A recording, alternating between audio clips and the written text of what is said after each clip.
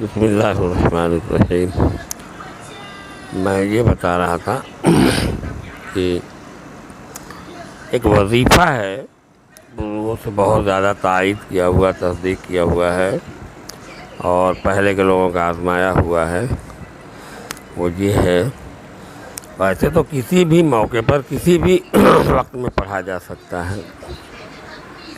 لیکن اس کی سب سے بڑی فضیلت جو ہے وہ رمضان میں تیسرے جمعہ کی ہے۔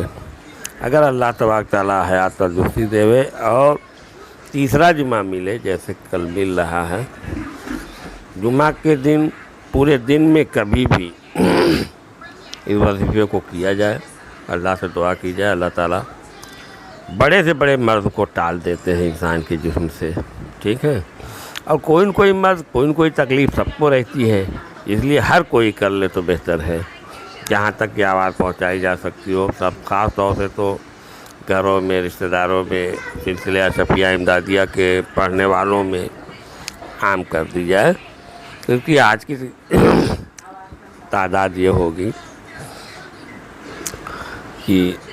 درود ابراہیم 11 بار، سورہ علم نشرح 21 بار،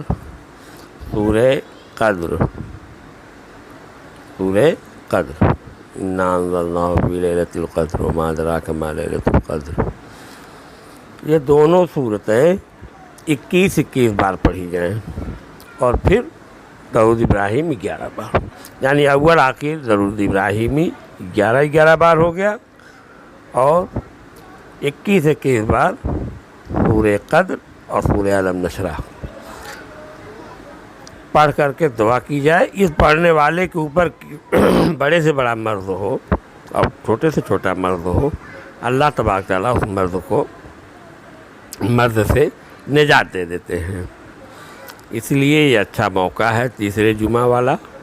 سب لوگ پڑھ لیں، خاص طور سے سبھی بچے بچیاں اور پڑھنے والے جو خانقاہ کے ہیں وہ لوگ، سارے لوگ اسے پڑھ لیں کل جمعہ کے دن کسی بھی وقت، ٹھیک ہے۔ اللہ حافظ۔